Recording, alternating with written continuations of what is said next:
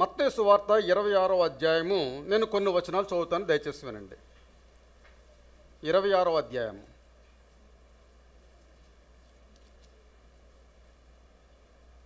చివరి వచనాలు నేను చదువుతాను, దయచేసి వినండి, జాగ్రత్తగా వినండి.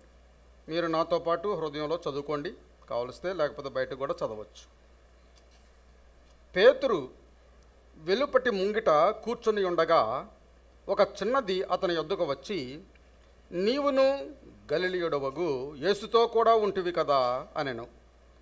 అందుకు అతడు, నేనుండలేదు, నీవు చెప్పు సంగతి నాకు తెలియదు అని అందరి ఎదుట అనెను.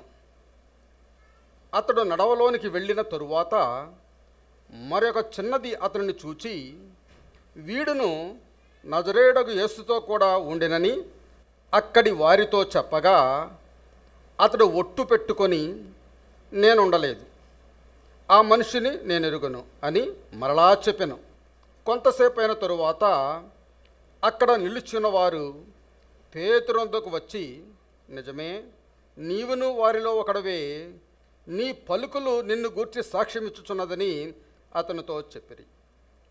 అందుకు అతడు, ఆ మనిషిని నేను ఎరుగనని చెప్పి శపించుకొనుటకును ఒట్టు పెట్టుకొనుటకును మొదలుపెట్టెను.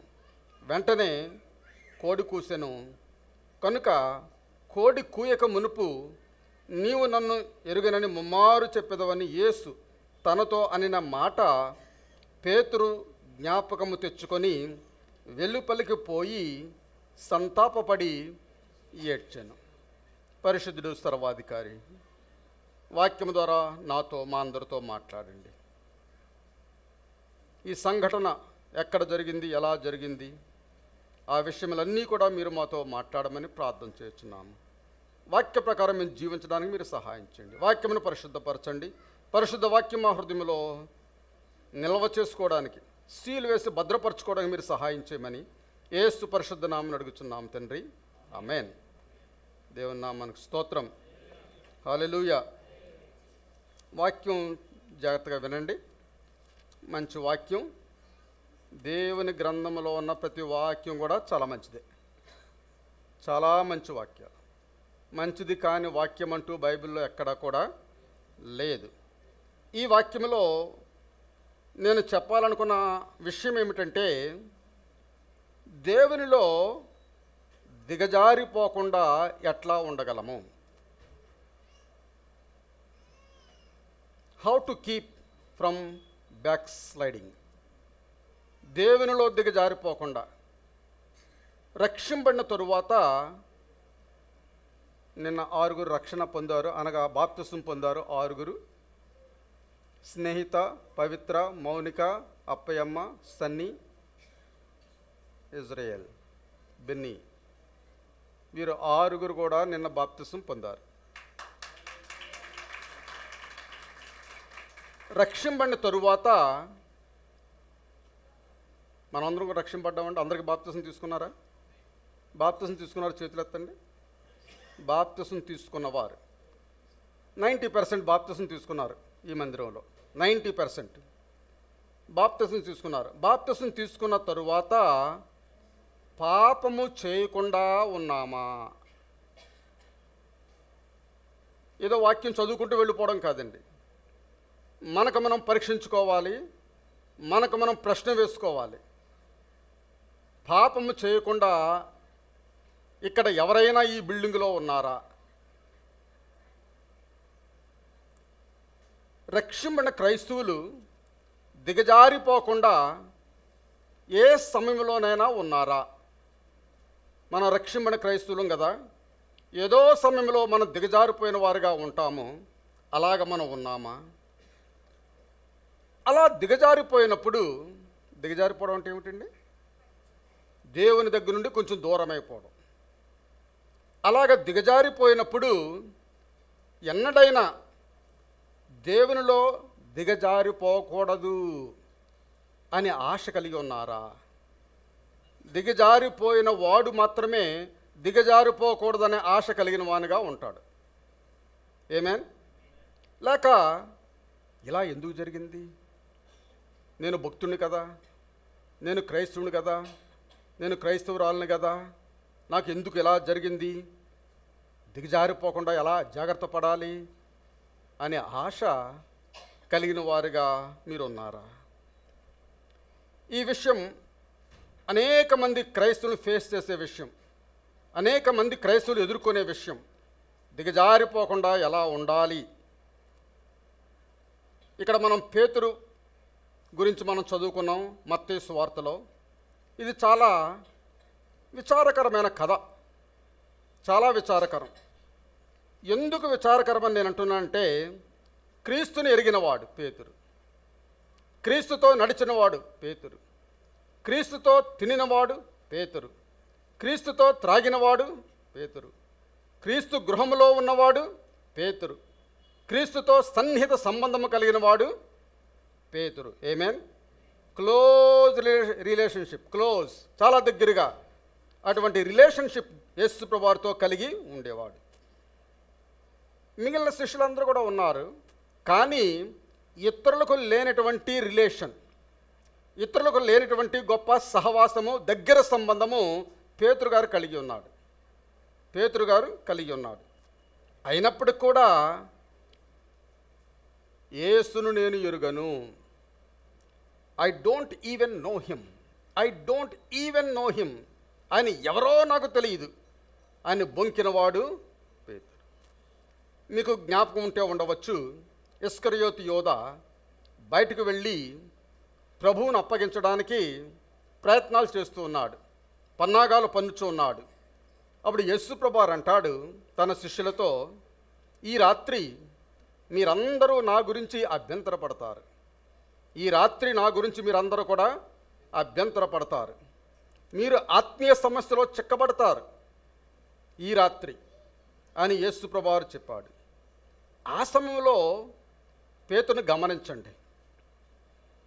పేతురు అంటున్నాడు, ప్రభువా వీరందరూ అభ్యంతరపడినా నేను మాత్రం అభ్యంతరపడను. అందరూ అభ్యంతరపడిన, ఇక్కడ ఉన్న 12 మంది అభ్యంతరపడినా నేను అభ్యంతరపడను అని పేతురు చెప్పాడు. పేతురు అనుకునేవాడు ఎప్పుడు నేనే ధైర్యవంతుణ్ణి, నేనే స్పోక్స్ పర్సన్, నేనే మాట్లాడగలను, నేనే లీడర్ని అని ఆయన ఎప్పుడు కూడా అనుకొని ఓవర్ కాన్ఫిడెన్స్. మనం ఆ విధముగా ఓవర్ కాన్ఫిడెన్స్తో అనేక సమయాల్లో మాట్లాడుతూ ఉన్నప్పుడు సాతాను అది గమనించి మనం పట్టుకుంటుంది. వీడికి ఎక్కడిది ఇంత కాన్ఫిడెన్స్ అని చెప్పి మన కాన్ఫిడెన్స్ నుంచి క్రిందకి లాగాలని సాతాను ప్రయత్నం చేస్తూ ఉంటుంది. ఆమేన్. అయితే ఎవరు ఏమన్నా నీ గురించి నేను నిలబడతాను, ఎవరు ఏమనుకున్నా నీ గురించి నేను నిలబడతాను, సత్యం గురించి నేను నిలబడతాను, యేసుని గురించి నేను నిలబడతాను అని గొప్ప గొప్ప ప్రగల్భాలు పలికిన వారు, క్రింద పడిపోయిన వారు ఉన్నారు, దేవుని మందిరానికి వెళ్లకుండా ఉన్నవారు కూడా ఉన్నారు. అటువంటి ప్రగల్భాలు బిగినింగ్లో ప్రగల్భాలు పలుకుతూ ఉంటారు, కానీ రాను రాను ఏం చేస్తారంటే చతికిల పడిపోతారు, దిగజారిపోతారు.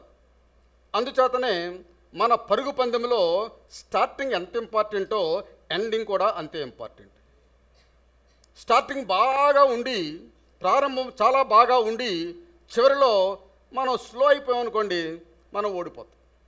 స్టార్టింగ్ ఎంత బలముగా ఉన్నదో, ఎంత కరెక్ట్గా స్టార్ట్ చేసామో అంతే బలముగా, అంతే విశ్వాసముతో మన చివరి దినాలు కూడా ముగించవలసి ఉన్నది. ఆమేన్. అంతకు ముందు ఎవరు నేను నిన్ను వెంబడిస్తాను, నీవు తప్ప నాకు వేరే ఎవరు లేరు, నీ గురించి నేను నిలబడతాను అని యేసుతో చెప్పిన వారు ఎవరు కూడా లేరు. యేసు ప్రభువారు ప్రధాన యాజకుని ఇంటిలోనికి తీసుకొని వెళ్ళినప్పుడు అక్కడ ఇంటి వాకిట్లో కొంతమంది చలి కాచుకుంటున్నారంటండి. ఇంటి వాకిటి ముందు చలి కాచుకుంటున్నారు, అనగా అది చలికాలమై ఉండవచ్చు. మంట వేసుకొని చలి కాసుకునే సమయము, అది చలికాలమై ఉండవచ్చు. చల్లని రాత్రులు. ఆ చలి కాసుకునేటప్పుడు అందరూ కూడా వారి చేతులు వెచ్చబెట్టుకుంటారు కదా, మొట్టమొదటిగా చేతులు వెచ్చబెట్టుకుంటారు. ఆ విధముగా అందరూ కూడా చేతులు వెచ్చబెట్టుకుంటూ ఉంటే పేతురు కూడా అక్కడికి వచ్చాడు. పేతురు కూడా అక్కడికి వచ్చి చేతులు వెచ్చబెట్టుకున్నట్లుగా మనం చూస్తున్నాం. ఆమేన్. పేతురు ఎలా వచ్చాడంటే ప్రభువును వెంబడిస్తూ వచ్చాడు. యేసు ప్రభువును వెంబడిస్తూ వచ్చాడు. బైబిల్ చెబుతున్నది he followed the Lord a far off. దూరం నుండి వెంబడించాడు. అంతకుముందు అయితే దగ్గరగా వెంబడించేవాడు, ఇప్పుడు దూరముగా ఉండి వెంబడించాడు. ఏ ఫార్ ఆఫ్, దూరముగా ఉండి వెంబడించాడు. నేను అనుకుంటాను వారు ప్రభువుని తీసుకుని వెళుచున్నప్పుడు ఈ పేతురు, అక్కడ చెట్లన్నీ ఉంటాయండి, ఒలీవ చెట్లు ఉంటాయి, ఇవన్నీ కూడా నేను చూశాను అక్కడ. అవన్నీ ఆ చెట్లు వెనకాల, ఒక చెట్టు వెనకాల దాకొని మళ్ళీ ఇంకో చెట్టు వెనకాల దాకొని ఒక చెట్టుకు ఆ జంపింగ్ చేసుకుంటూ ఆయన తీసుకుని వెళుతుంటే ఈయన దొంగచాటున ఆ చెట్టు వెనకాల ఉండి చూస్తూ ఉండవచ్చు. ఏమేన్? అయితే బైబిల్ చాలా క్లియర్గా చెప్తుంది. మార్కు సువార్త 14వ అధ్యాయం చూడండి. మార్కు సువార్త 14వ అధ్యాయంలో బైబిల్ ఈజ్ క్లియర్. 14వ అధ్యాయము 54వ వచనం చదివినప్పుడు నేను చదువుతాను, దయచేసి వినండి. 54వ వచనము. పేతురు ప్రధాన యాజకుని ఇంటి ముంగుట వరకు దూరము నుండి, చూడండి ఇక్కడ, ఏ ఫార్ ఆఫ్, దూరము నుండి ఆయన వెంటపోయి బంట్రోతులతో కూడా కూర్చుండి మంట యొద్ద చలి కాచుకొనుచూ ఉండెను. పేతురు ఎలా వెంబడించాడమ్మా? ఎలా వెంబడించాడు పేతురు?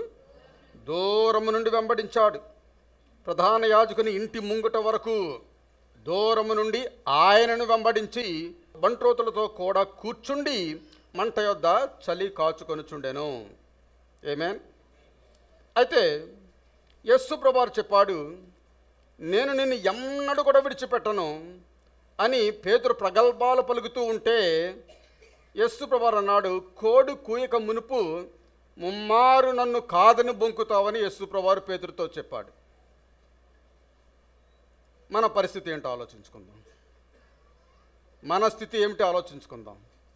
మనం కూడా అలాగ ప్రగల్భాలు పలికి దేవుని మందిరంలో ఉంటూ ఉన్నామా? రక్షింపణ క్రొత్తలో ఈ ప్రగల్భాలన్నీ కూడా ఇప్పుడు ఏమైపోయాయి? ఆ ఉత్సాహం అంతా ఏమైపోయింది? దేవునితో క్లోజ్గా ఉండే స్థితి అంతా ఏమైపోయింది? రోజు ప్రార్థన చేసే స్థితి ఏమైపోయింది? రోజు బైబిల్ చదివే స్థితి ఏమైపోయింది అని మనం ఒకసారి ఆలోచించుకున్నట్లయితే పేతురు వలె మనము కూడా దిగజారిపోయిన స్థితిలో ఉండువారుగా ఉన్నాం. ఆమేన్. యేసు ప్రభువారు ప్రధాన యాజకుని ఇంటిలో ఉన్నప్పుడు ఒక చిన్న అమ్మాయి బయటకు వచ్చి పేతురును చూచి, నీవును ఆ లోపల ఉన్న వ్యక్తితో ఉన్నావు కదా అన్నది. ఒక చిన్న అమ్మాయి, పెద్దవాడు కాదు, ఒక బంట్రోతు కాదు, ఒక సోల్జర్ కాదు, ఒక చిన్న అమ్మాయి వచ్చి నీవును కూడా లోపల ఉన్న వానితో నీవు కూడా ఉన్నావు కదా అంటే పేతురు అంటున్నాడు, no, I don't know him. లేదు, ఆయన నాకు తెలియదు. లేదు, ఆయన నాకు తెలియదు. ఆ మాటల్లోనే తెలిసిపోతుంది ఆయన తెలుసు అని. ప్రియులారా, దేవుణ్ణి నమ్ముకున్న క్రైస్తవులుగా ఉన్న మనము, మన మాటలు మారుతాయి, మన పద్ధతులు మారుతాయి, మన క్రియలు మారుతాయి. నువ్వు క్రైస్తవుడు కాదు అని చెప్పుకున్నా నీ మాటను బట్టి నువ్వు క్రైస్తవుడు అని ప్రజలు నిన్ను గుర్తుపడతారు. ఇక్కడ పేతురు కూడా ఆ వాయిస్ను బట్టి, మరి యేసు ప్రభువారితో 3.5 సంవత్సరాలు తిరిగాడు కదా, ఆ వాయిస్ అలవాటు అవుతుంది, ఆ మేనరిజం అలవాటు అవుతుంది. పేతురు అంటున్నాడు, నాకు ఆయన తెలియదు అని అన్నాడు. కొంతసేపు అయిన తరువాత ఇంకొక యువకుడు వచ్చి, నీవును యేసుతో ఉన్నవాడవే కదా, నీ మాటను బట్టియే నీవును యేసుతో ఉన్నట్లు కనబడుచున్నది. చూసారండి, నీ మాట, నువ్వు మాట్లాడుతున్న మాట, నీ తీరు, ఆ స్వరం యొక్క సౌండ్ యేసుతో ఉన్నవాడవని అర్థమవుచూ ఉన్నదన్నాడు. మరలా పేతురు అన్నాడు, నాకు అసలు ఆ వ్యక్తి తెలియదన్నాడు. ఆ వ్యక్తి తెలియదన్నాడు.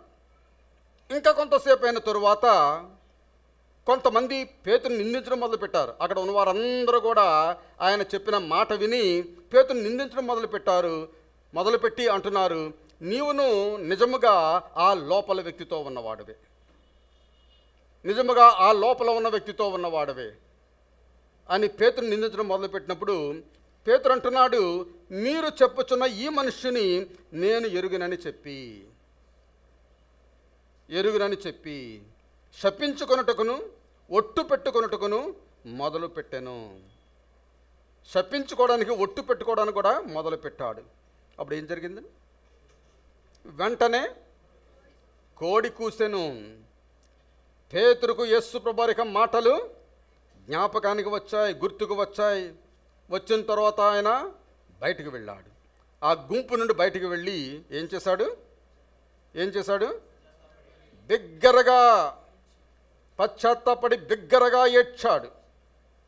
ప్రియులారా, ఈ లోకంలో పేతురు వలె ఉన్న వ్యక్తులను చూచారా?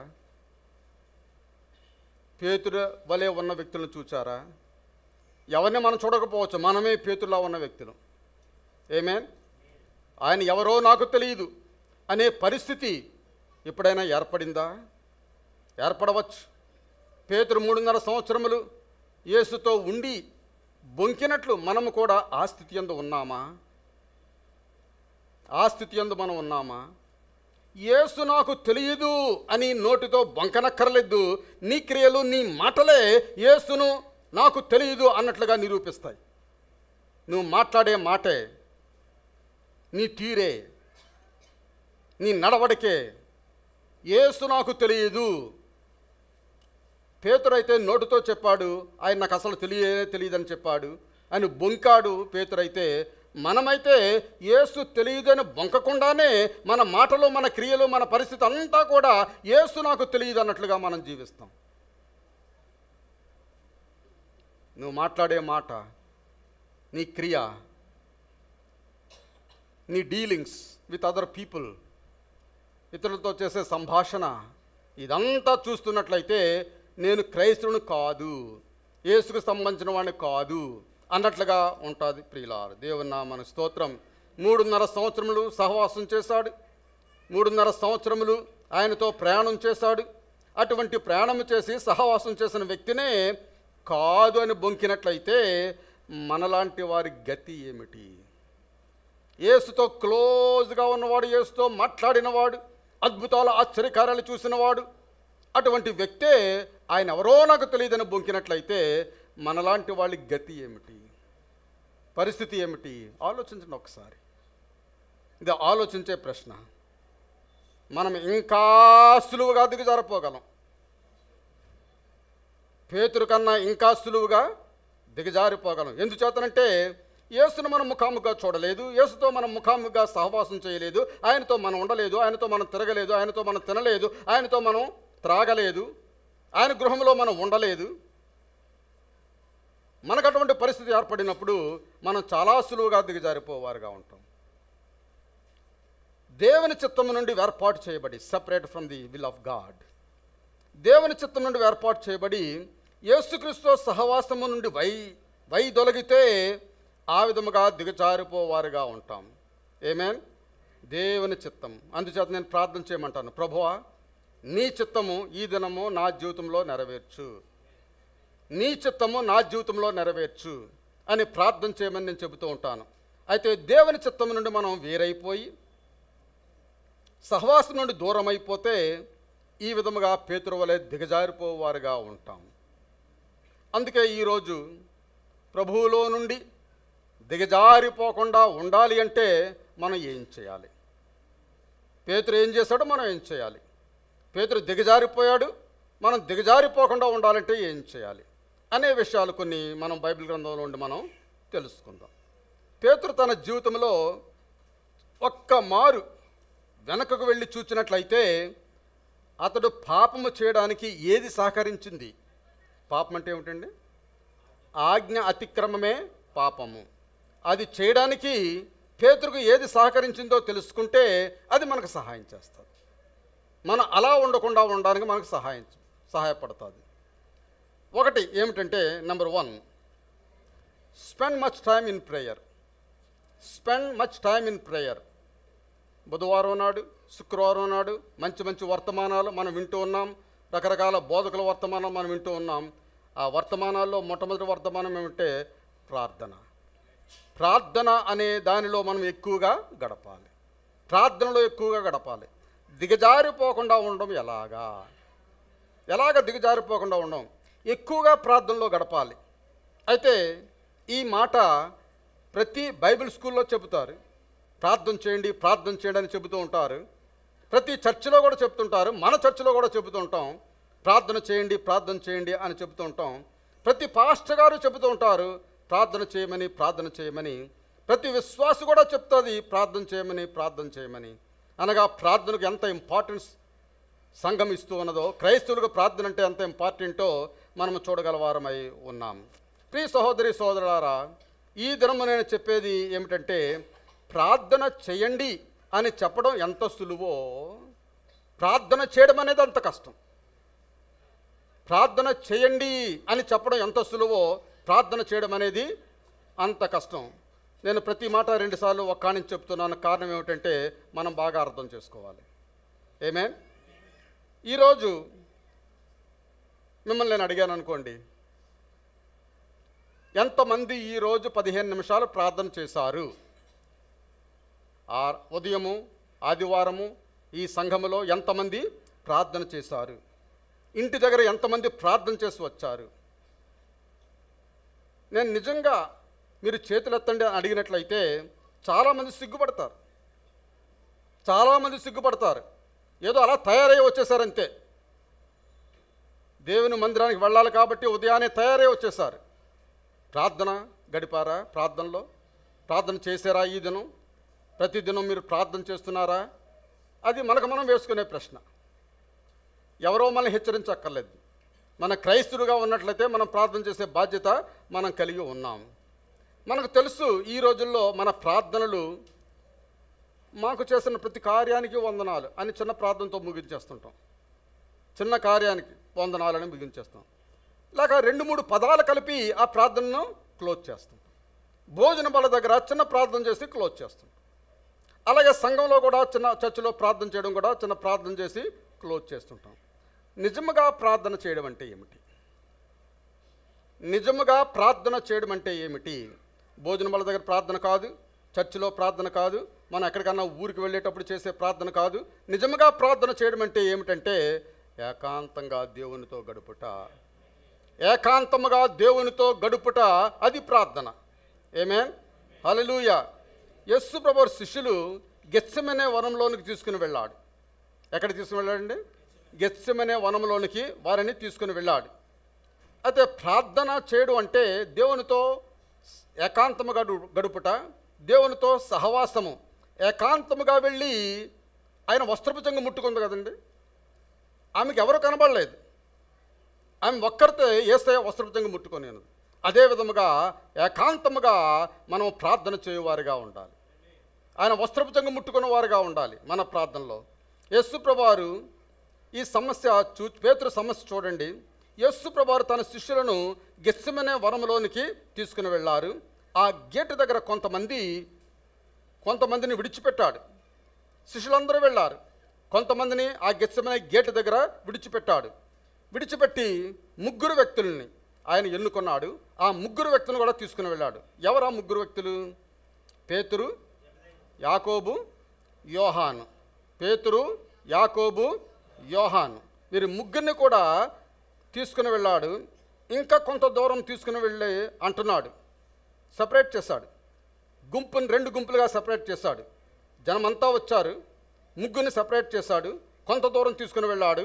కొంత దూరం తీసుకుని వెళ్ళిన తర్వాత వారితో అంటున్నాడు, 1 గంట ప్రార్థన చేయండి అన్నాడు. యేసు ప్రభువారు వారు 3 చెప్పాడు, 1 గంట ప్రార్థన చేయండి అన్నాడు. 1 గంట, ఎక్కువ చేయమని చెప్పలేదండి. 1 గంట ప్రార్థన చేయండి. మనకు శోధన వచ్చినప్పుడు 1 గంట ప్రార్థించడం అనేది సమస్య కాదు. ఈ సమస్య అనేది, శోధన అనేది గంటల తరబడి ఉంటుంది కదా, రోజుల తరబడి ఉంటుంది కదా. ఈ రోజుల తరబడి ఉండే సమయంలో 1 గంట ప్రార్థన చేయడం అనేది కష్టం కాదు. ఆమేన్. కాబట్టి బైబిల్ చెప్తున్నది, జీసస్ వెంట్ ఆన్ ఫర్దర్. యేసు ప్రభువారు ఇంకా ముందుకు వెళ్ళాడు. అంటే బైబిల్ చెప్తున్నది హీ ప్రేయిడ్, ఆయన ప్రార్థన చేశాడు. ఇంకా ముందుకు వెళ్ళి ఆయన ప్రార్థన చేశాడు. 3గా విడిపోయారు. గుంపు విడగొట్టాడు, 3ని విడగొట్టాడు, ఆయన విడిపోయాడు. 3గా విడిపోయారు. ఆయన ప్రార్థన చేయడానికి అక్కడికి వెళ్ళాడు. అయితే ఆయన ప్రార్థన ఎలా చేశాడని మనం బైబిల్ గ్రంథం చెప్తుందంటే హృదయము బ్రద్దలవునంతగా ఆయన ప్రార్థన చేసి తిరిగి పేతురు యోహానుల దగ్గరకు వచ్చాడు, యాకోబు యోహానుల దగ్గరకు వచ్చాడు. ఆ సమయంలో వారు బాగుగా మంచి నిద్రపోతున్నారండి. వారు నిద్రపోతున్నారు. పేతురు, యాకోబు, యోహాను ముగ్గురు కూడా నిద్రపోతున్నారు. యేసువారిని అడుగుచున్నారు, శోధనలో ప్రవేశించకుండానట్లు 1 గంట ప్రార్థన చేయలేరా? శోధనలో ప్రవేశించుకున్నట్లు మన జీవితంలో శోధనలు, అనేకమైన శోధనలు వస్తాయి. ఆ శోధనలకు మనం వెళ్లకుండా 1 గంట మనం ప్రార్థన చేయాలి అని యేసు ప్రభువు ఇక్కడ మనకు హెచ్చరిస్తున్నాడు. 1 గంట ప్రార్థన మన శోధన నుండి తప్పిస్తుంది. ప్రార్థన చేయకపోవడాన్ని బట్టి మాత్రమే నువ్వు శోధనలో పడుతున్నావు. శోధన నిన్ను కబలిస్తూ ఉన్నది. ప్రార్థన అనేది చాలా ముఖ్యమైనది ప్రియులారా. ప్రార్థన మనలను సమస్యల నుండి తప్పిస్తుంది. ఎందుచేతనంటే వి టోటలీ డిపెండ్ ఆన్ గాడ్. సంపూర్ణంగా దేవుని మీద ఆధారపడే స్థితి వస్తుంది నువ్వు ప్రార్థన చేసినప్పుడు. నువ్వు ఎంతకాలం అయితే ప్రార్థన చేయవో నీ మీద నీవు ఇతరుల మీద ఆధారపడేవానిగా ఉంటావు. అయితే ప్రార్థన చేసినప్పుడు దేవుని మీద ఆధారపడేవానిగా ఉంటావు. దేవుని మీద మనం ఎప్పుడైతే ఆధారపడతామో దేవుడు సమస్తము చూసుకుంటాడు. ఆమేన్. ఇక్కడ ఉన్నవారు ఎవరైనా సరే ఏ సమస్యలో ఉన్నప్పుడు కూడా ప్రార్థన చేసినట్లయితే దేవుడు ఆ సమస్య నుండి తప్పిస్తాడు. మీ జీవితంలో దేని నుండైనా బయటికి రాలేకపోతున్నారు. రకరకాలైన విరోధకరమైన పాపములు మనలో ఉండవచ్చు. ఆజ్ఞ అతిక్రమించే పాపాలు మనలో ఉండవచ్చు. వాటి నుండి బయటికి రాలేకపోయినప్పుడు మనం ఏం చేయాలంటే ప్రార్థన చేయాలి. నీ అంతటి నువ్వు బయటికి రాలేవు. ఆ శోధన నువ్వు తప్పించుకోలేవు. నువ్వు ప్రార్థన చేయాలి.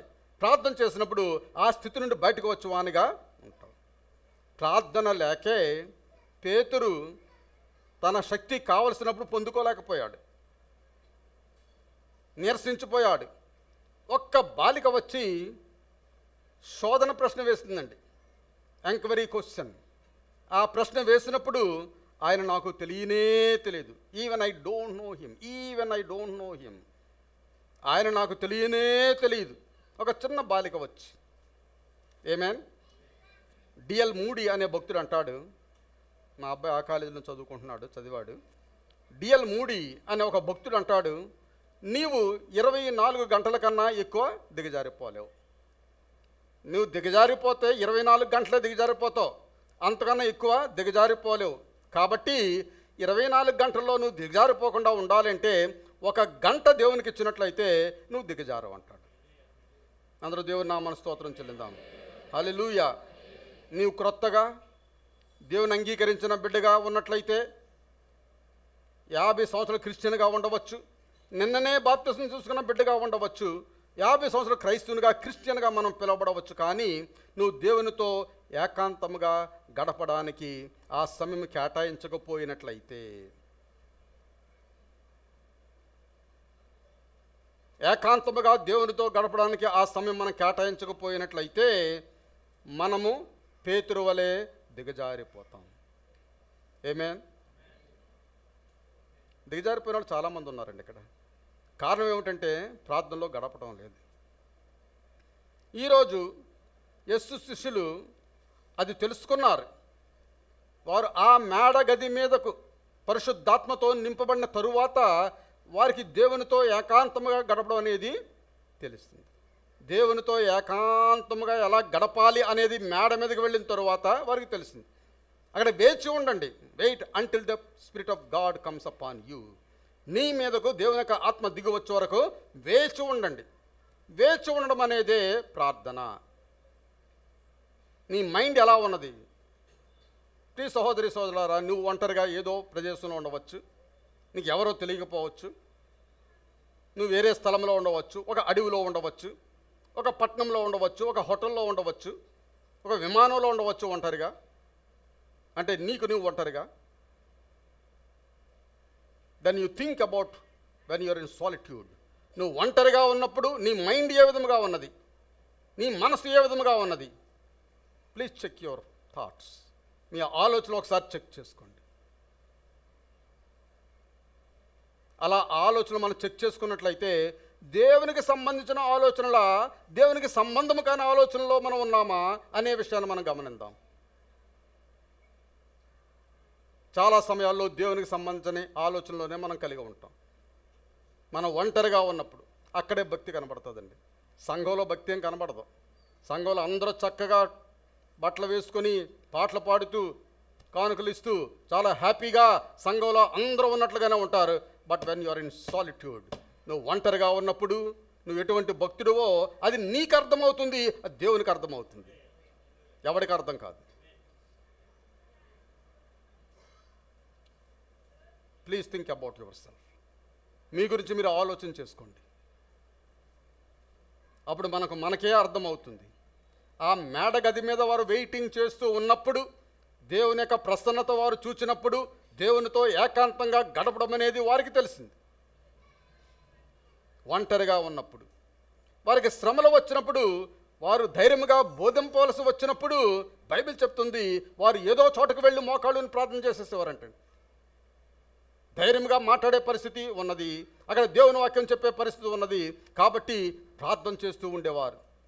పరలోకంలోని జవాబు వచ్చే వరకు కూడా వారు వెయిటింగ్ చేస్తూనే ఉండేవారు, వారు ఎదురు చూస్తూనే ఉండేవారు. పౌలు, శీల గురించి మనం చూస్తుంటాం. వారు చెరసాల్లో బంధించబడినప్పుడు వారు అర్ధరాత్రి వరకు ప్రార్థన చేస్తారు. ఇవన్నీ కూడా ఎగ్జాంపుల్స్ దేవుడు మనకు బైబిల్ గ్రంథంలో రాసించి ఉన్నాడు. కాబట్టి ఎగ్జాంపుల్స్ అనే మనం తీసుకొని మనం కూడా వారి వలె ప్రార్థన చేయవారుగా ఉండాలి. అర్ధరాత్రి వరకు వారు ప్రార్థన చేయగా దేవుడు జవాబు పంపించాడా? దేవుడు జవాబు పంపించాడా? చెప్పండి. దేవుడు జవాబు పంపించాడు. అదేవిధముగా పేతురు చెరసాల్లో ఉన్నప్పుడు సంఘమంతా కూడి ప్రార్థన చేసింది. దేవుడు జవాబు పంపించాడా? పంపించాడు. ఆమేన్, హల్లెలూయా. ఆ చెరసాల నుండి ఆయన నడుచుకుంటూ బయటకు వచ్చేసాడు. అటువంటి అద్భుత కార్యం దేవుడు చేశాడు. మన జీవితంలో అన్ని అవసరాల నిమిత్తము చాలా రకాలైన అవసరాలు ఉంటాయి. భౌతికమైన అవసరాలు ఉంటాయి, ఆత్మ సంబంధమైన అవసరాలు ఉంటాయి, మానసిక సంబంధమైన అవసరాలు మనం కలిగిన వారుగా ఉంటాం. వాటి గురించి మనం ప్రార్థన చేస్తూ వాటి గురించి జవాబు పొందుకునే వరకు మనం ప్రార్థన చేయవారుగా ఉండాలి. అవసరాల నిమిత్తం, సమస్యల నిమిత్తం, శ్రమల నిమిత్తం, శోధన నిమిత్తం మనం ప్రార్థన చేయడం మర్చిపోరాదు. ప్రార్థన ఏమైనా ఆయుధం ప్రియులారా, ప్రార్థన ఏమైనా ఆయుధం. ఆ ఆయుధం లేకపోయినట్లయితే మనం ఓడిపోతాం. సాతాను దగ్గర ఉన్న ఆయుధము ప్రార్థన ఆయుధం కాదు. అది మెంటల్లీ మనం కొట్టాలని ఒక ఆయుధం ఉపయోగిస్తూ ఉంటుంది. మన థాట్ వరల్డ్, ఆలోచన విధానాన్ని అది మార్చి మన కొట్టాలని ప్రయత్నం చేస్తుంటుంది. మన ప్రార్థన ద్వారా దాన్ని తిరిగి కొట్టువారుగా ఉంటాం. ఆమేన్, హల్లెలూయా. ఈ రకమైన జీవితము క్రైస్తవులైన మనము లోతుగా నడవడానికి ఉపయోగపడుతుంది. ప్రార్థన అనేది దేవునిలో లోతుగా నడవడానికి ఉపయోగపడుతుంది.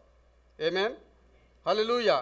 కాబట్టి మనం దిగజారిపోకుండా ఉండాలి అంటే ఏం చేయాలి? దిగజారిపోకుండా ఉండాలి అంటే ఏమి చేయాలి? ప్రశ్న. ప్రార్థన చేయాలి. చెప్పండి, ప్రార్థన. అందరూ గట్టిగా చెప్పండి. ఆమేన్, హల్లెలూయా. రెండవ పాయింట్ ఏమిటంటే spend time in the word of God.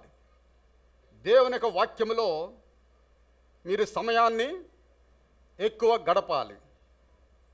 దేవుని వాక్యములో సమయాన్ని ఎక్కువ గడపాలి. దేవునిలో దిగజారిపోకుండా ఉండుటకు రెండవ సూచన ఏమిటి అంటే దేవుని వాక్యముతో ఎక్కువగా గడపాలి. ఈ 3 పాయింట్లు మీ మైండ్లోనికి వచ్చేయాలి. రెండవ పాయింట్, దేవుని వాక్యముతో మనం ఎక్కువ గడపాలి. పేతురు యేసు ప్రభువారిని ఎరుగును అనుటకు ఒక కారణం. ఆయన నాకు తెలియదు, ఆయన నేను చూడలేదు, ఆయన ఎవరో నాకు తెలియదు, even I don't know him అని చెప్పడానికి గల కారణం ఏమిటంటే అతడు దేవుని వాక్యాన్ని అర్థం చేసుకోలేకపోయాడు. పేతురు దేవుని యొక్క వాక్యాన్ని అర్థం చేసుకోలేకపోయాడు. ప్రియులారా, మత్తయి సువార్త 16వ అధ్యాయం 21వ వచనం చదివినప్పుడు 16:21 మనం చూసినట్లయితే, అప్పటి నుండి తాను యెరూషలేమునకు వెళ్ళి పెద్దల చేతను, ప్రధాన యాజకుల చేతను, శాస్త్రుల చేతను అనేక హింసలు పొంది చంపబడి 3వ దినమున లేచుట అగత్యమని యేసు తన శిష్యులకు తెలియజేయ మొదలుపెట్టగా, పేతురు ఆయన చేయి పట్టుకొని, ప్రభువా, అది నీకు దూరమవునుగాక, అది నీకెన్నడనూ కలుగుదని ఆయన గద్దింపసాగాను. ఆమేన్. పేతురు, అది నీకు దూరమవునుగాక, అలాగ నీకు జరగదు, ఎన్నడూ కూడా నీకు జరగదు. అలా ఎందుకన్నాడంటే, మెస్సేను గూర్చి ప్రవక్తలు ఏమి రాస్తారో, మనల్ని విడుదల చేయవాడు వస్తాడు, ఆయన గురించి ప్రవక్తలు ఏమి రాస్తారో అది తాను గ్రహించలేకపోయాడు. మెస్సయ్య వచ్చి హింసింపబడతాడని, చంపబడతాడని, సిలువ వేయబడతాడని ప్రవక్తలు రాసిన ఆ వచనాలు ఆయన గ్రహించలేకపోయాడు. ఈ కెనాట్ అండర్స్టాండ్, అర్థం చేసుకోలేకపోయాడు. మెస్సయ్య సిలువ వేయబడాలని రాసి ఉంది, బైబిల్ గ్రంథంలో మెస్సయ్య సిలువ వేయబడాలని రాసి ఉంది. అదే పొరపాటు యూదులు కూడా చేశారు. వారికి లోక సంబంధమైన రాజ్యమే కావాలనుకున్నారు. ఇహలోక సంబంధమైన రాజ్యం, రోమీల కబంధ హస్తాలను మమ్మల్ని విడుదల చేయు రాజు మాకు కావాలి, అతనే మెస్సయ్య, అతనే యేసు అనుకున్నప్పుడు యేసు ప్రభువారు అన్నాడు, నాది ఈ లోక సంబంధమైన రాజ్యము కాదు అనగానే వారందరూ కూడా తిరగబడిపోయారు. మెస్సయ్య హింసింపబడినని ఆయన గురించి ఎదురు చూడలేదు. చనిపోయేవాడు వస్తాడు, రక్తం చిందించేవాడు వస్తాడు అని ఆయన గురించి వారు ఎదురు చూడలేదు. అనేక స్థలాలలో మెస్సయ్యను గురించి రాయబడినప్పటికీ కూడా శిష్యులు గమనించలేదండి. బైబిల్ గ్రంథంలో అనేక స్థలముల్లో రాయబడి ఉన్నది. ఓల్డ్ టెస్టిమెంట్ అంతా కూడా మెస్సయ్య ఏ విధముగా హింసింపబడతాడు, ఏ విధముగా చంపివేయబడతాడు, ఏ విధముగా చనిపోయి సమాధి చేయబడి తిరిగి లేస్తాడు అంతా రాసి ఉన్నప్పుడు కూడా వారు గ్రహించలేకపోయారు. లూకా సువార్త 18వ అధ్యాయం చూడండి. లూకా సువార్త 18వ అధ్యాయంలో చూసినప్పుడు 31వ వచనం నేను చదువుతున్నాను, దయచేసి వినండి. ఆయన తన 12 మంది శిష్యులను పిలిచి, ఇదిగో యెరూషలేమునకు వెళ్ళుచున్నాము, ఇదిగో యెరూషలేమునకు వెళ్ళుచున్నాము, మనుష్య కుమారుని గూర్చి ప్రవక్తల చేత రాయబడిన మాటలన్నీ నెరవేర్చబడును. ఆమేన్, హల్లెలూయా. మనుష్య కుమారుని గూర్చి ప్రవక్తల చేత రాయబడిన మాటలన్నీ కూడా నెరవేర్చబడును. ప్రియులారా, ఈ వాక్యాలు వారికి ఏ మాత్రం కూడా అర్థం కాలేదు, ఏదో అలా మాట్లాడుతున్నాడు.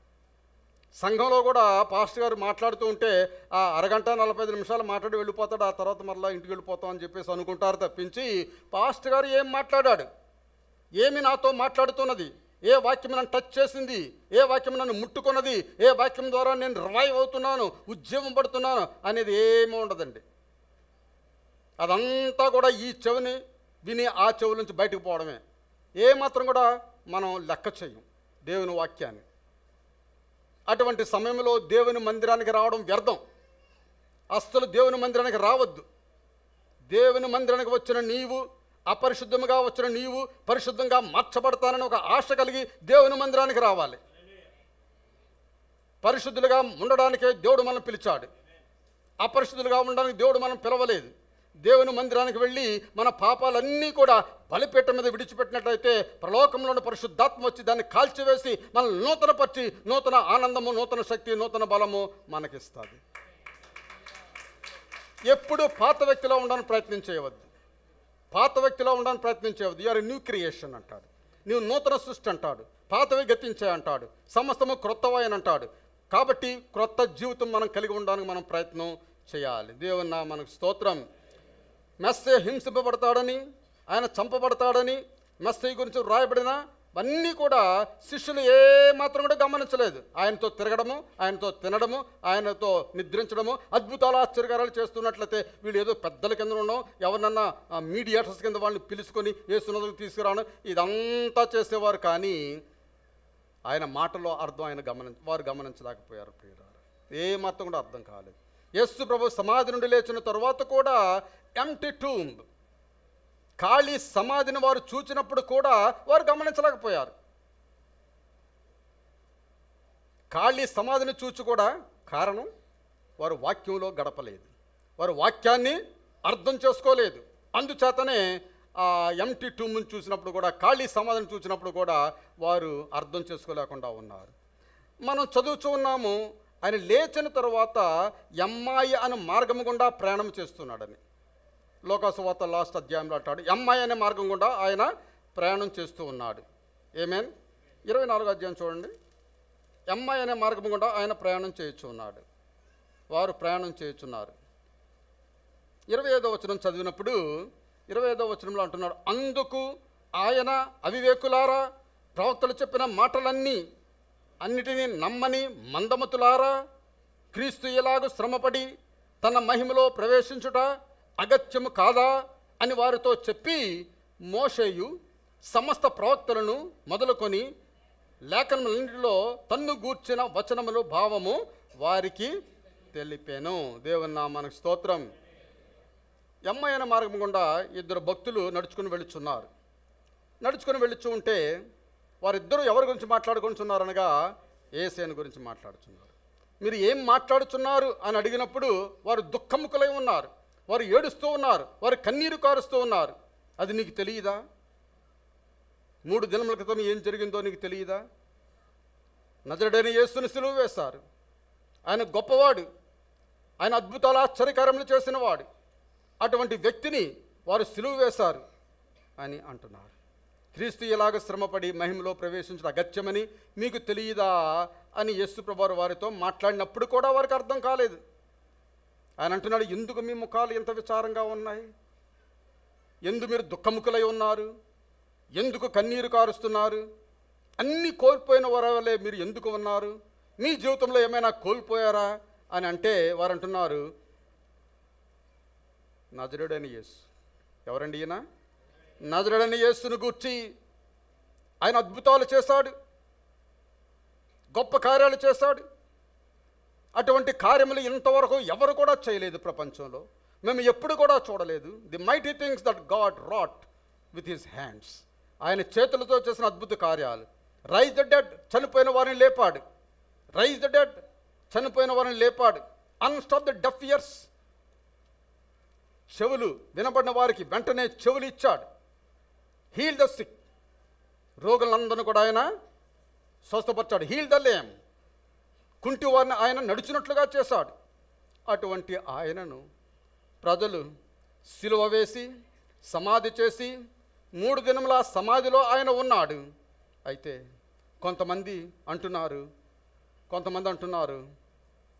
మేము నమ్మడం లేదు అన్నప్పుడు యేసు ప్రభువారు అంటున్నాడు 25వ వచనంలో, ఓ ఈ ఫూల్స్ అంటున్నాడు, అవివేకులారా అని అంటున్నాడు. ప్రియ సహోదరి సహోదరులారా,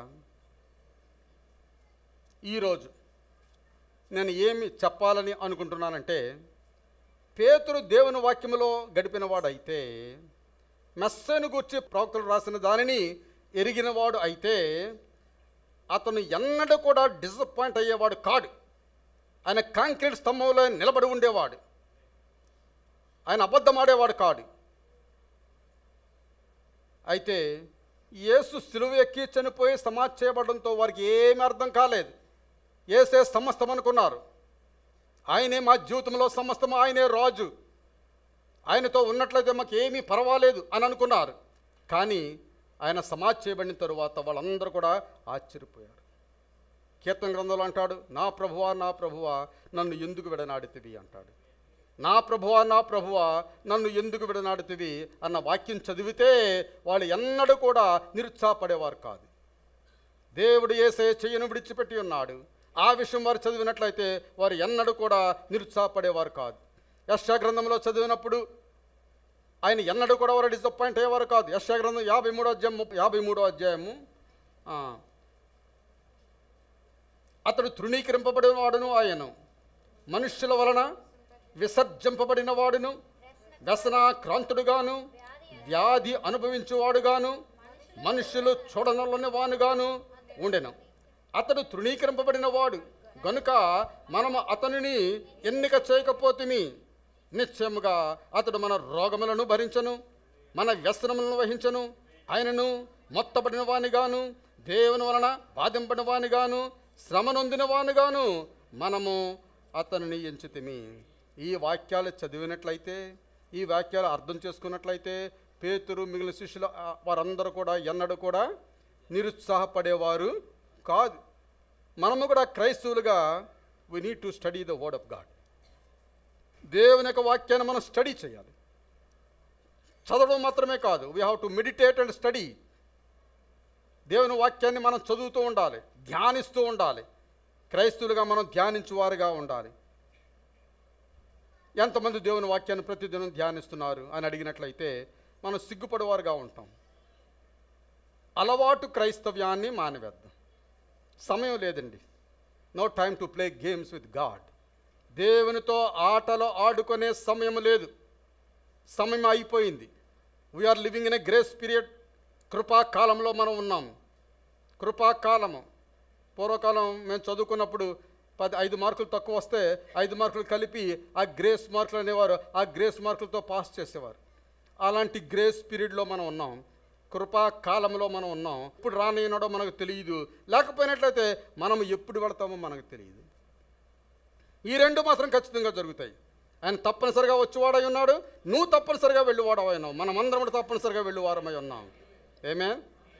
2 తిమోతి 2:15 అంటాడు, దేవుని ఎదుట యోగ్యునిగాను, సిగ్గుపడనక్కర్లేని పనివానుగాను, సత్యవాక్యమును సరిగా ఉపదేశించువానుగాను నిన్ను నీవే దేవునికి కనపరుచుకున్నట్టుకు జాగ్రత్త పడుము.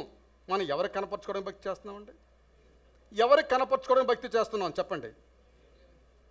మీ భార్యకా, మీ పిల్లలకా, మీ భర్తకా, పాస్టర్ గారికా, ఎవరికి కనపరచుకోవడం మనం భక్తి చేస్తున్నాం?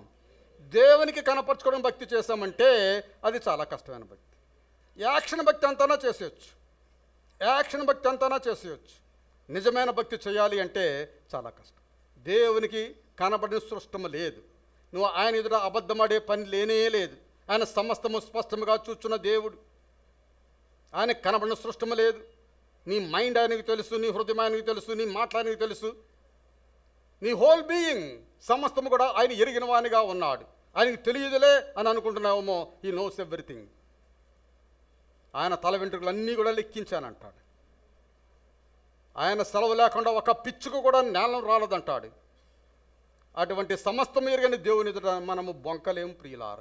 కాబట్టి దేవుని ఎదుట యోగ్యునిగాను, సిగ్గుపడలక్కరలేని పనివానిగాను, సత్యవాక్యమును సరిగా ఉపదేశించువానిగాను నిన్ను నీవే దేవునికి కనపరుచుకున్నట్టుకు జాగ్రత్త పడుము. దేవుని నామానికి స్తోత్రం. హల్లెలూయా. దేవుని గురించి అంతా తెలుసుకొని చాలా సంవత్సరాలు భక్తి చేసి బోధలు చేసి, భక్తి మాత్రమే కాదు బోధలు కూడా చేసి, ఇతరులను కూడా మనం ఎంకరేజ్ చేసి దేవుల్లో నడిపించి ఆ విధంగా ఉన్న మనము ఒక దినాన్ని మనం అంటాం, why happen this to me? ఇది నాకు ఎందుకు జరిగింది? నాకే ఎందుకు జరిగింది? ఇది నాకే ఎందుకు జరిగింది అని ఆశ్చర్యపోవారుగా ఉంటాం. దేవుని నామానికి స్తోత్రం. శిష్యుల వలె డిసప్పాయింట్ అవుతాం. శిష్యుల వలె మనము నిరుత్సాహపడతాం. నాకే ఎందుకు జరిగింది అని అనుకోవడాన్ని బట్టి మనం నిరుత్సాహపడేవారుగా ఉంటాం. ప్రియులారా, మనం దేవుని నుండి దిగజారిపోకుండా ఉండాలంటే వాక్యం చదవడంలో మనం గడపాలి, ప్రార్థన చేయడంలో గడపాలి. 70 గంటల 40 నిమిషాలు బైబిల్ అంతా కూడా ఆది కాండం నుండి ప్రకటన గ్రంథం వరకు నువ్వు చదవగలిగితే 70 గంటల 40 నిమిషాల్లో నువ్వు పూర్తి చేయగలవు. ఆమేన్. ఓల్డ్ టెస్టిమెంట్ ఒకటే నువ్వు చదవాలనుకున్నట్లయితే 52 గంటలు, 52 గంటల 20 నిమిషాలు. ఓల్డ్ టెస్టిమెంట్ ఒకటే నువ్వు పూర్తి అంటే పుల్పిట్ సిరీస్. నేను పుల్పిట్ మీద ఎలా చదువుతున్నానో అలా చదువుతున్నట్లయితే 52 గంటల 20 నిమిషాలు పడుతుంది ఓల్డ్ టెస్టిమెంట్ అంతా. న్యూ టెస్టిమెంట్ అంతా కూడా చదివినట్లయితే 18 గంటల 20 నిమిషాలు పడుతుంది. 18 గంటల 20 నిమిషాలు. అలా కీర్తనలు ఒకటే చదవాలనుకున్నట్లయితే 4 గంటల 28 నిమిషాలు. కీర్తనలు ఒకటే 150 కీర్తనలు కూడా చదవాలనుకున్నట్లయితే 4 గంటల 20 నిమిషాలు పడుతుంది. లూకా సువార్త ఒకటే చదవాలనుకున్నట్లయితే 2 గంటల 43 నిమిషాలు పడుతుంది. ఆ విధముగా మనం దేవుని వాక్యాన్ని చదువువారుగా ఉండాలి, చదివిన దాన్ని ధ్యానించువారుగా ఉండాలి. మనం దిగజారిపోకుండా ఉండాలంటే, దేవునిలో దిగజారిపోకుండా ఉండాలంటే ఏం చేయాలి? నెక్స్ట్ ప్రార్థన చేయాలి, తరువాత వాక్యాన్ని చదవాలి, ధ్యానించాలి. ఆమేన్. హల్లెలూయా. 3వ పాయింట్ ఏమిటంటే, don't spend time with the wrong crowd. చెడు గుంపులతో మనం సహవాసం చేయడానికి, దేవునిలో దిగజారిపోకుండా ఉండాలంటే చెడు గుంపులతో మీరు సహవాసం చేయడానికి లేదు. ఆమేన్. హల్లెలూయా. ఏ గుంపులో ఉన్నాం మనం తెలుసుకోవాలి. ప్రతి దినం కూడా ఈ దినం నేను ఏ గుంపులో ఉన్నాను, ఈవినింగ్ వచ్చేటప్పటికి నేను ఏ గుంపుతో నేను సహవాసం చేశాను అనేది మనకు అర్థమైపోతుంది. మీ థాట్స్, మీ ఆలోచనలు, మీ మాటలు ఇవన్నీ కూడా ఏ గుంపుతో నేనుండి సహవాసం చేశాను ఈ దినం అనేది మనకు అర్థమైపోతుంది. దేవుని నుండి దిగజారిపోకుండా ఉండాలంటే ఈ మూడవ సూచన ఏమిటంటే don't spend time with the wrong crowd. చెడు గుంపులతో మనం సహవాసం చేయడానికి వీలు లేదు. పేతురు గారు అందులోనే చిక్కబడ్డాడు. పేతురు గారు అందులోనే చిక్కబడ్డాడు, ఆ పాయింట్లోనే చిక్కబడ్డాడు. ప్రియులారా, దేవుని నామమునకు స్తోత్రం. హల్లెలూయా. పేతురు యేసును ఏ విధంగా వెంబడించాడండి? ఆ సమయంలో దూరముగా వెంబడించాడు, దూరముగా ఉండి వెంబడించాడు. ఆయన దగ్గరగా ఉండివాడు దూరం అయిపోయాడు, వెలుగుకు దగ్గరగా ఉండివాడు చీకట్లోనికి వెళ్ళిపోయాడు. ఆమేన్. కాబట్టి అన్గాడ్లీ క్రౌడ్, భక్తిహీనులైనటువంటి గుంపుతో సెట్ అవుట్ సైడ్, బయట కూర్చున్నాడు. కొంతమంది ఆఫీసర్లు ఆయనతో కూర్చున్నారు, కొంతమంది సర్వెంట్స్ ఆయనతో కూర్చున్నారు. వారందరూ కూడా వారి చేతులు వేడి చేసుకుంటూ ఉన్నారు. అది కూల్ నైట్, అది చాలా చల్లగా ఉన్న రాత్రి. Peter instead of being in the side by side with Jesus, యేసుతో ప్రక్కన ఉండవలసిన పేతురు గారు SIT out here with the wrong crowd. పేతురు గారు ఎక్కడ కూర్చున్నాడు? చెడు గుంపులతో కూర్చున్నాడు. యేసుతో ప్రక్కగా ఉండవలసిన వాడు. ఆ సమయంలో యేసుతో సిలువ వేయబడవలసిన వచ్చినప్పుడు కూడా సిలువ వేయబడవలసిన వాడు ఆయన చెప్పాడు, నీతో సిలువ వేయబడ్డాను కూడా, నీతో చనిపోవడానికి కూడా నేను సిద్ధమే, ఎవరు కాదన్నా I will stand for you, నీ గురించి నేను నిలబడతాను, సత్యం గురించి నేను నిలబడతాను అని చెప్పిన వాడు దూరంగా వెంబడించాడు. ఆమేన్. హల్లెలూయా. కాబట్టి ప్రియ స్నేహితులారా, మీరు if you are associated with other groups, ఇతరులతో మీరు సాంగత్యం ఉన్నదా? మనం ఆ రాంగ్ క్రౌడ్లో ఉన్నప్పుడు కూడా వీ విల్ బి సపరేట్, మనం ప్రత్యేకమైన వారిగా కనపడాలి. యూఆర్ డైమండ్ వల్ల వెలుగువారిగా ఉండాలి వారి మధ్యన, వారితో కలిసిపోవారిగా ఉండడానికి వీల్లేదు. ఆమేన్. హల్లెలూయా. అయితే దాన్ని అధిగమించాలంటే యేసు ప్రభు వారిని అంగీకరించని ఒప్పుకొని వారితో సహవాసం మానివేయాలి. ఆ రాంగ్ క్రౌడ్స్తో మనం తిరగడం అనేది మానివేయాలి. దేవుని పిల్లలతో సహవాసం చేయాలి. దేవుని పిల్లలు ఎక్కడ ఉన్నారు, విశ్వాసులు ఎక్కడ ఉన్నారు, వారిని వెతుక్కొని వెళ్ళాలి. నీకు మంచి ఫ్రెండ్ ఉండవచ్చు, దేవుని లేని ఫ్రెండ్, దేవునికి దూరంగా ఉండే ఫ్రెండ్. ఆ ఫ్రెండ్తో నువ్వు మాట్లాడుతూ ఉన్నట్లయితే నీ విశ్వాసం కొంత లాగేస్తాడు. ఈ లోక సంబంధం విషయాలు చెప్పి విశ్వాసం లాగేస్తాడు. యాజ్ ఎ క్రిస్టియన్స్గా, క్రైస్తవులుగా మనము ఎవరితోనైనా మాట్లాడుతూ ఉన్నట్లయితే సినిమాల గురించి మాట్లాడుతున్నామా, పాలిటిక్స్ గురించి మాట్లాడుతున్నామా, లేక అనేకమైన విషయాలు, అక్కర కాని విషయాల గురించి మాట్లాడుతున్నామా? Do we gossip with others, ఇతరుల గురించి మనం లేనిపోయిన మనం మాట్లాడుతున్నామా, దేవుని గురించి మాట్లాడుతున్నామా? ప్లీజ్ చెక్, దయచేసి చెక్ చేసుకోండి. మీరు ఏ గుంపులో ఉన్నారో తెలిసిపోతుంది. ఏ గుంపులో ఉన్నామో మనకు అర్థమైపోతుంది. ప్రియులారా, దేవుని నామమున స్తోత్రం. ఓల్డ్ టెస్టిమెంట్లో మనం చూసినప్పుడు లోతును మనం చూస్తాం. పాత నిబంధన గ్రంథంలో లోతును మనం చూస్తాం. లోతు ఎవరండి? దేవుని భక్తుడు. లోతు ఎవరు? దేవుని భక్తుడు. ఆమేన్. హల్లెలూయా. దేవుని భక్తుడే, కానీ ఎక్కడ ఉన్నాడు? సొదొమ గొమొర్రాలో ఉన్నాడు. సొదొమ గొమొర్రా అనగా భయంకరమైన పాపంతో నింపబడి ఉన్న దేశమది, ప్రదేశమది. అటువంటి భయంకరమైన పాపమున్న స్థలములో లోతు ఉన్నాడు. ప్రియ సహోదరి సోదరులారా, కామ వికారం అంటాడు అక్కడ, దుర్మార్గులు అంటాడు అక్కడ, అనీతిమంతులు అంటాడు. నీతిమంతునిగా ఆ స్థలములో చోటు లేదు.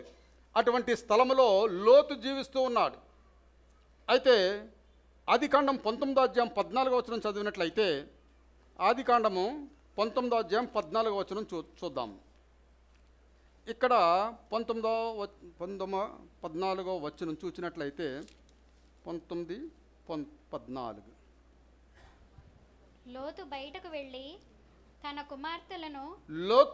వెళ్ళి తన కుమార్తెలను పెండ్లాడనయ్యున్న తన అల్లుళ్లతో మాటలాడి, లెండి, ఈ చోటు విడిచిపెట్టి రండి, యెహోవా ఈ పట్టణమును నాశనము చేయబోచున్నాడని చెప్పెను. అయితే అతడు తన అల్లుళ్ళ దృష్టికి ఎగతాళి చేయవాని వలె ఉన్నాడు. దేవుని నామానికి స్తోత్రం. హల్లెలూయా. ప్రియ సహోదరి సహోదరులారా, మనము కూడా రాంగ్ క్రౌడ్తో, చెడు గుంపులతో మనము కూడా తిరుగుతున్నట్లయితే చెడు గుంపుల్లో మనం ఉన్నట్లయితే ఇక్కడ అల్లుళ్ళు ఏ విధముగా ఎగతాళి చేస్తున్నారో అదే రకమైన ఎగతాళి మనం కూడా పొందుకునే వారుగా ఉంటాం. మన జీవితంలో కన్సిస్టెన్సీ ఉండదు, దేవుని గురించిన నిలకడ అనేది ఉండదు. యాకోబు భక్తుడు అంటాడు, ఈ లోక స్నేహము దేవునితో వైరము, ఈ లోక స్నేహము దేవునితో వైరము అని మీరు ఎరుగరా. అయినప్పటికీ మనం లోకంలోనే ఉన్నాం, దానితో మనం స్నేహం చేసినట్లయితే అది వైరము, దేవునితో వైరము. ఆమేన్. కాబట్టి ఎవడు ఈ లోకముతో స్నేహం చేస్తాడో వాడు దేవునికి శత్రువు.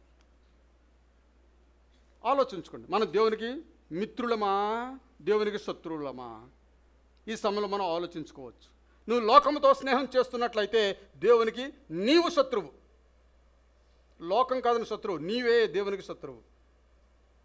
అంటే ఇంతకాలం భక్తి చేస్తున్నావు, ఈ భక్తి ఏమైపోయింది అనుకుంటాం. నువ్వు లోకంతో స్నేహం చేసావు కాబట్టి నీకు దేవుడు ఏమీ సహాయం చేయడు, నువ్వు శత్రువు అయిపోతావు దేవునికి. ఈ లోక స్నేహము దేవునితో వైర్యము.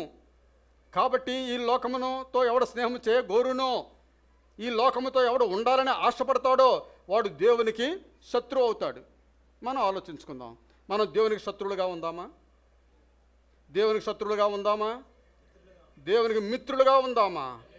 దేవునికి మిత్రులుగా ఉందామా? దేవునికి మిత్రులుగా ఉందామా? మిత్రులుగా ఉండాలనుకున్న వారు దేవునికి స్తోత్రం చెల్లించండి. Jesus is my friend. యేసు నా స్నేహితుడు, యేసు నా స్నేహితుడు, యేసు నా స్నేహితుడు. హల్లెలూయా. అపోస్తలుడైన పౌలు అంటాడు, 2 కొరింథీ 6:14 అపోస్తలుడైన పౌలు భక్తుడు అంటాడు, మీరు అవిశ్వాసులతో జోడుగా ఉండొద్దు. అవిశ్వాసులతో మీరు జోడుగా ఉండకూడి. నీతికి దుర్నీతితో ఏమి సాంగత్యము? వెలుగునకు చీకటితో ఏమి పొత్తు? క్రీస్తునకు బెలియాలతో ఏమి సంబంధము? అవిశ్వాసికి విశ్వాసికి పాలెక్కడిది? దేవుని ఆలయమునకును విగ్రహాలములకును ఏమి పొందిక? We are separated people. మనం ప్రత్యేకంపడిన వారము. మనం రాజులమంటాడు, యాజకులమంటాడు. We are separate generation. ప్రత్యేకమైన జనాంగముగా దేవుడు నిన్ను చేస్తున్నాడు. లోకంలో ఆయన నిన్ను బయటకు తీస్తున్నాడు. సపరేట్ జనాంగంగా ఆయన మనం చేస్తున్నాడు. రాజులుగా, యాజకులుగా ఆయన మనం చేస్తున్నాడు. ప్రియులారా, మనం ప్రత్యేకమైన వారము. లోకానికి మనకు ఏమాత్రం కూడా సంబంధం లేదని దేవుడు మాట్లాడుచున్నాడు. ఆమేన్. నీవు దేవుని యొక్క కుమారునిగా, కుమార్తెగా ఉండి రాంగ్ క్రౌడ్స్తో, చెడు గుంపులతో నువ్వు ఉన్నట్లయితే యు ఆర్ డిజొబీడియంట్. నువ్వు దేవుని మాటకు విధేయత లేనివాడుగా ఉన్నావు. Disobedient to the command of the Lord Jesus Christ. యేసు ప్రభువు ఇచ్చిన ఆజ్ఞకు నువ్వు లోబడిన వానగా ఉన్నావు. లోబడడం లేదు కాబట్టి దేవునితో వైరము, దేవునితో శత్రువుగా నువ్వు ఉంటూ ఉన్నావు. దేవుని నామానికి స్తోత్రం. హల్లెలూయా. చివరిగా మనం చూసినట్లయితే పేతురు గెట్ స్ట్రైట్ విత్ జీసస్. యేసు ప్రభువుతో తిన్నగా అయిపోయాడు. మళ్ళా తిన్నగా అయిపోయాడు యేసు ప్రభువుతో. 26:75 చదవము. మత్తయి సువార్త 26:75. నీవు నన్ను ఎరుగొనని ముమ్మారు చెప్పెదవని యేసు తనతో అనిన మాట పేతురు జ్ఞాపకము తెచ్చుకొని వెలుపలకు పోయి సంతాపపడి ఏడ్చెను. దేవుని నామానికి స్తోత్రం. పేతురు గారు ఎక్కడికి పోయాడండి? ఈ వెంట ద సాలిట్యూడ్ ప్లేస్. ఒంటరిగా ఉన్న స్థలానికి వెళ్ళిపోయాడు, వెలుపడికి వెళ్ళిపోయాడు. అక్కడ ఎవరు కూడా లేరు. ఒంటరిగా ఉన్న స్థలానికి వెళ్ళి ఆయన ఏడ్చాడు, ఆయన కన్నీరు కార్చాడు, ఆయన దుఃఖించాడు. అయ్యో నా ప్రభుని నేను తిరస్కరించాను, అబద్ధమాడాను అని చెప్పి దుఃఖించడం, ఏడవడం మొదలుపెట్టాడు. ప్రియులారా, స్ట్రైట్ విత్ జీసస్. యేసుతో ఆయన స్థితి మారిపోయినది. ప్రియులారా, దేవుని నామమున స్తోత్రం. ఆయన బొంకిన వెంటనే కోడి కూసింది. అది గమనించాడు. గమనించి బయటికి వెళ్ళి మామూలుగా ఏడవలేదండి, ఏదో కళ్ళు ఇలా తుడుచుకోలేదు, బిగ్గరగా ఏడ్చను అంటున్నాడు. బిగ్గరగా ఏడ్చను. యోహాను పత్రిక సువార్త 21వ అధ్యాయంలో పేతురు, యోహానులు యేసు సంగతి మరిచి సముద్రంలో మరలా వల వేయడానికి వెళ్ళిపోయారు. ఆయన చనిపోయి సమాచారం తిరిగి లేచిన తర్వాత యేసు సంగతి మర్చిపోయారు కంప్లీట్గా. ఆయన ఫ్రెండ్షిప్ మర్చిపోయారు. ఆయన దగ్గర తిన్నదంతా మర్చిపోయారు, త్రాగిందంతా మర్చిపోయారు, అద్భుతాలు, ఆశ్చర్యాలు అన్నీ కూడా మర్చిపోయి మళ్ళీ మామూలుగా వల వేసుకోవడానికి వెళ్ళిపోయారు. యేసు అద్దరు నిలబడ్డాడు. వారు వల వేశారు, యేసు ప్రభువారు అద్దరిని నిలబడ్డాడు. యేసు అక్కడ కొన్ని చేపలు యేసుప్రభువారు వండుచున్నాడండి. ఇక్కడ ఎంత ఆశ్చర్యం చూడండి. యేసుప్రభువారు పుల్లలు ఎక్కడికి వచ్చాయి, అగ్గిపెట్టి ఎక్కడికి వచ్చింది, అగ్గి ఎలాగ వచ్చింది, యేసుప్రభువారు అక్కడ వండుచున్నాడంట. ఆయన వండుచున్నాడంట. ఆయన వారిని పిలిచాడు, రండి రండి రండి నా దగ్గర రండి అని పిలిచాడు. పిలిచి రండి భోజనం చేయండి, కమ్ లెట్ us ఈట్, రండి మనం భోజనం చేద్దాం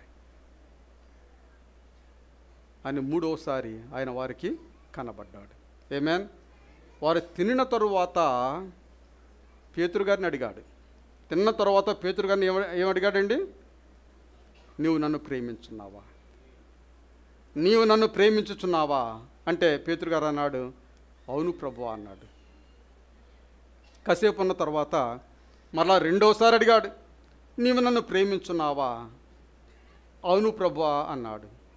అన్నప్పుడు నా గొర్రె పిల్లలను కాయను, నా గొర్రెలను కాయను. మూడోసారి కూడా నీవు నన్ను ప్రేమించున్నావంటే నా గొర్రెలను కాయను. ఎందుకు 3 సార్లు ప్రేమించున్నావా ప్రేమించున్నావా ప్రేమించున్నావా అని ఎందుకు అడిగాడంటే, ముమ్మారు బొంకిన పేతురు నోటితో ముమ్మారు నేను నీతో ఉన్నాను ప్రభువా, నేను నీతో ఉన్నాను ప్రభువా అని చెప్పించడానికే యేసుప్రభువు ఆ ప్రశ్న వేశాడు అని నేను అనుకుంటాను. ఆమేన్. హల్లెలూయా. అయితే పెంతెకోస్తు దినమున పరిశుద్ధాత్మతో నింపబడిన తరువాత వారు దేవుని యొక్క శక్తిని పొందుకొని బలాన్ని పొందుకొని వారు సాక్షులుగా నిలబడ్డారు, యేసుని గురించి సాక్షులుగా నిలబడ్డారు. వారు ఎన్నడూ కూడా యేసుని గురించి దిగజారిపోలేదు. పేతురు గారు తలక్రిందులుగా సిలువ వేయబడి చనిపోవడానికి ఆయన ఇష్టపడ్డాడు. ఎవరు కూడా దిగజారిపోలేదు.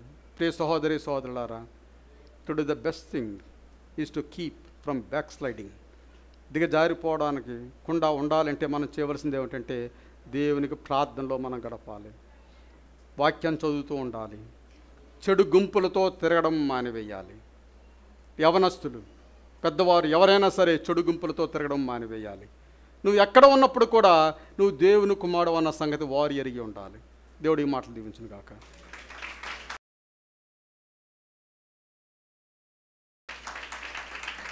పరిశుద్ధుడు సర్వాధికారి యేసు ప్రభువా, మీ శ్రేష్టమైన నామానికి వందనాలు స్తోత్రాలు చెల్లించుకుంటున్నాం. ప్రభువా, ఈ ఉదయకాలంలో మీరు మాతో మాట్లాడి ఉన్నారు. మేము దిగజారిపోయిన స్థితిలో ఉన్నప్పుడు ఏ విధంగా దిగజారిపోకుండా ఉండాలో మీరు మాతో మాట్లాడిన విధానాన్ని బట్టి నీకు వందనాలు స్తోత్రాలు చెల్లించుకుంటున్నాం. మీరే ఆశీర్వదించండి, మీ వాక్యంను మీరు దీవించండి. వాక్యం మా హృదయంలో భద్రం చేసుకుని మీరు సహాయం చేసి దీవించమని యేసు పరిశుద్ధ నామమున అడుగుచున్నాం తండ్రి. ఆమేన్.